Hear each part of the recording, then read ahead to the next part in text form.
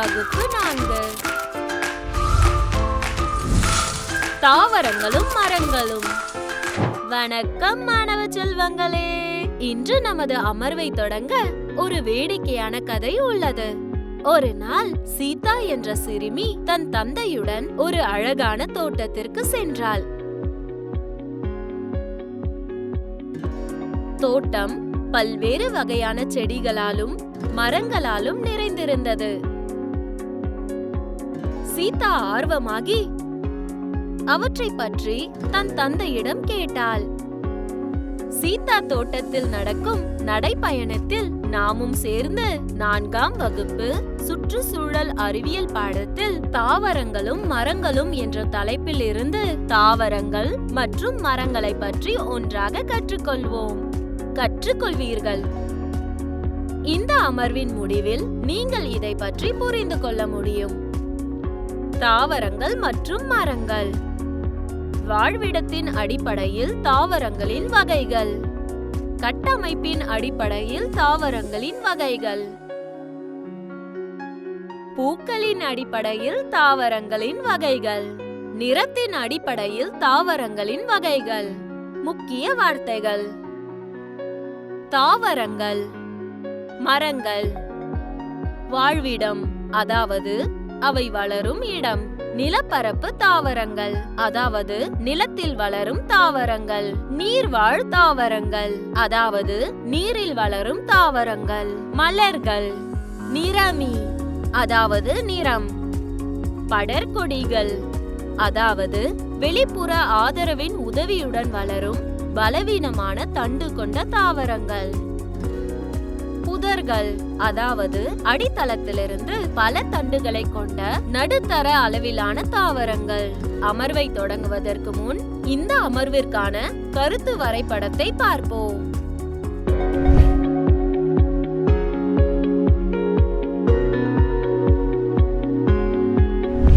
சீதா தன் தந்தையிடம் கேட்டாள், தாவரங்கள் எல்லா இடங்களிலும் வளருமா? அப்பா சொன்னார், ஆமாம், உலகில் கிட்டத்தட்ட எல்லா இடங்களிலும் தாவரங்கள் வளரும். அவை உலகை பசுமையாகவும் வண்ணமயமாகவும் மாற்றுகின்றன. சீதா மிகவும் ஆர்வமாக இருந்தாள். மேலும் தாவரங்கள் மற்றும் மரங்களை பற்றி மேலும் அறிய விரும்பினாள். அதனால் அவள் தன் தந்தையிடம் கேட்டாள். அவள் தந்தை அவளிடம், நம்மை சுற்றி பல்வேறு தாவரங்களையும் மரங்களையும் பார்க்க முடியும் என்று கூறினார். சில தாவரங்கள் சிறியவை, சில பெரியவை, இன்னும் சில மிக பெரியவை. பல்வேறு வகையான தாவரங்களும் மரங்களும் உள்ளன. தாவரங்கள் அவற்றின் வாழ்விடம், அமைப்பு, பூக்கள் மற்றும் நிறம், அதாவது நிறமி ஆகியவற்றின் அடிப்படையில் பல்வேறு வகைகளாக வகைப்படுத்தப்படுகின்றன.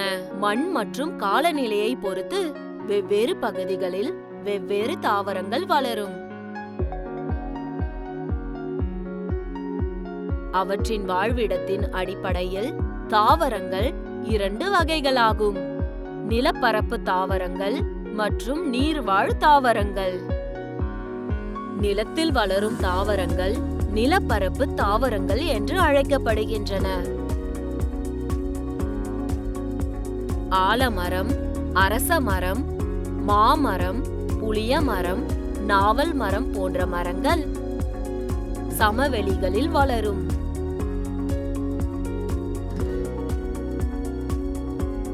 மலைகளில் தேவதாரு மரம், கருவாலி மரம் போன்ற உயரமான மரங்கள் வளரும். கற்றாழை செடிகள் பாலைவனங்களில் வளரும். நீரில் வளரும் தாவரங்கள் நீர்வாழ் தாவரங்கள் என்று அழைக்கப்படுகின்றன. நீர்ப்பாசி, ஆகாய தாமரை போன்றவை தண்ணீரில் சுதந்திரமாக மிதக்குகின்றன.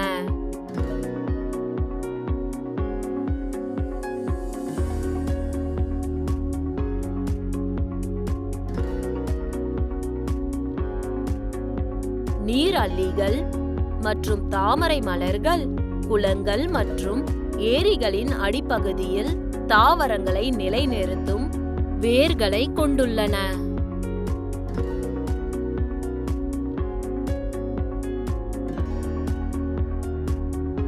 வேலம்பாசி மற்றும் நாடா இலை நீர் தாவரம் நீருக்கடியில் வளரும்.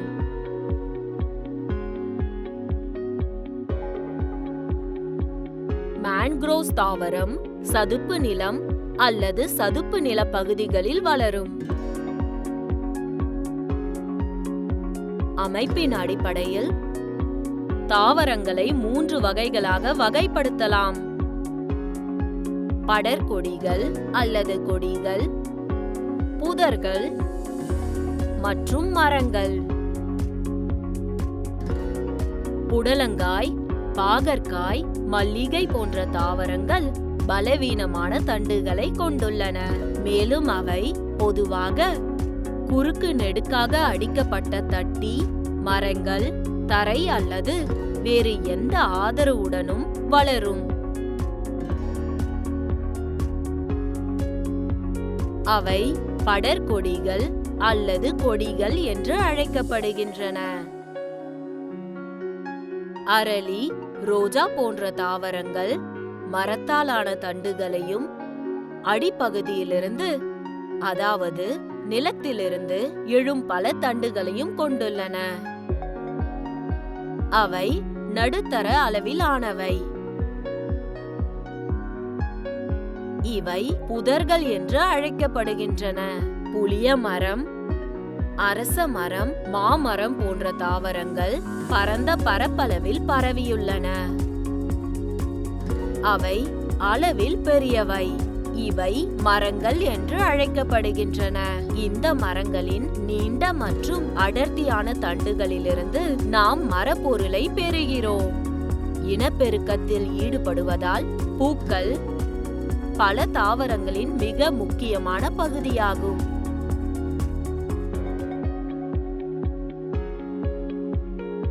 ஆனால் சில தாவரங்களில் பூக்கள் இல்லை. இந்த தாவரங்களின் அடிப்படையில் 2 வகைகளாக வகைப்படுத்தலாம்: பூக்கும் தாவரங்கள், பூக்காத தாவரங்கள்.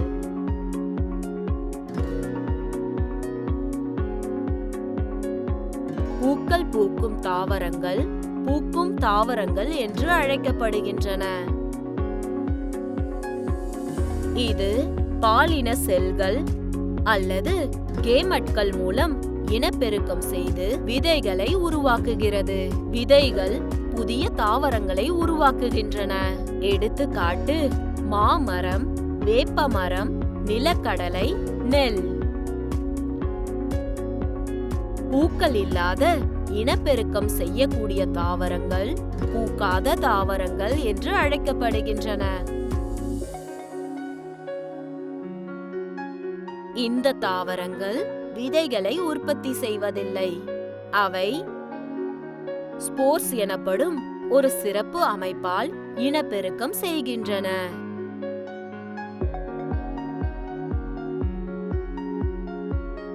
எடுத்துக்காட்டு: பாசிகள், பூஞ்சைகள், பெரணி.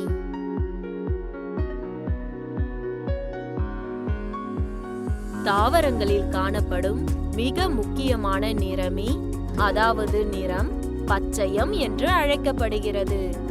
தாவரத்தில் இருக்கும் நிறத்தின் அடிப்படையில் அவை 2 வகைகளாக பிரிக்கப்படுகின்றன: பச்சை மற்றும் பச்சை அல்லாத தாவரங்கள்.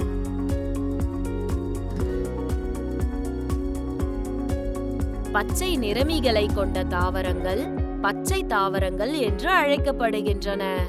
இது பச்சை நிறத்தில் தெரிகிறது. இவை தங்கள் உணவை தானே தயாரிக்கின்றன. உணவு தயாரிப்பதற்கு வளிமண்டலம், ஒளி மற்றும் நிறமி ஆகியவற்றை சார்ந்துள்ளது.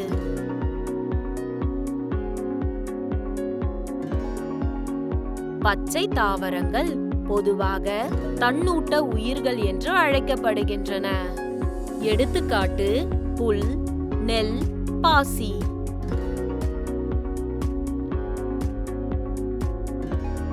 பச்சையம் நிறமி இல்லாத, பச்சை நிறமாக தெரியாத தாவரங்கள் பச்சை அல்லாத தாவரங்கள் என்று அழைக்கப்படுகின்றன. இவை உணவை தயாரிக்க முடியாது. இந்த தாவரங்கள் தங்கள் உணவுக்காகவும் வாழும் இடத்திற்காகவும் மற்ற உயிரினங்களை சார்ந்துள்ளன. இவை பொதுவாக சார்பூட்டப்பட்ட உயிர்கள் என்று அழைக்கப்படுகின்றன. எடுத்துக்காட்டு: காளான், ரொட்டி, அடைப்புக்குறி பூஞ்சை.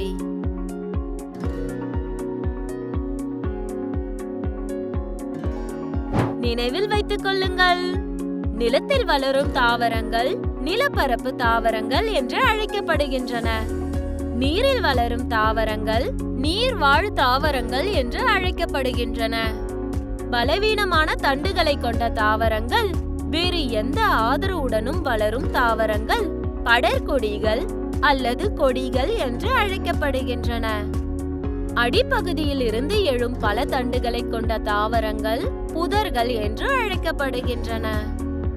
பரந்த பரப்பளவில் பரவி பெரியதாக இருக்கும் தாவரங்கள் மரங்கள் என்று அழைக்கப்படுகின்றன.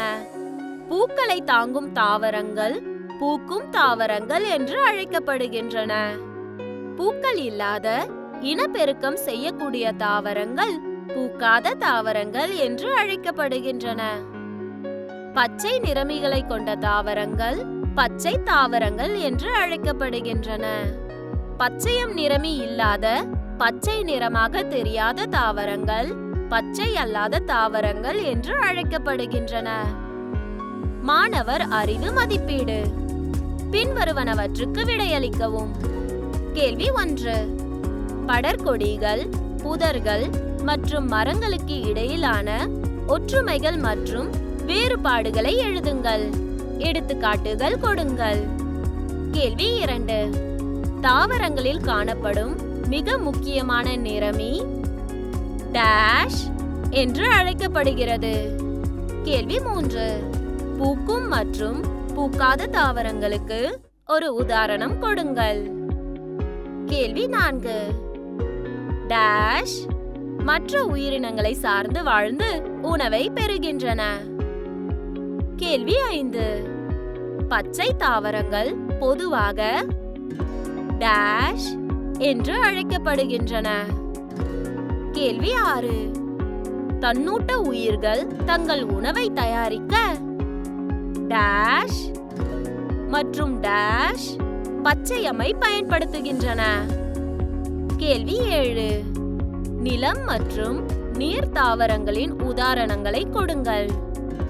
கேள்வி 8. நிலத்தில் வளரும் தாவரங்கள் டேஷ் என்று அழைக்கப்படுகின்றன. கேள்வி 9.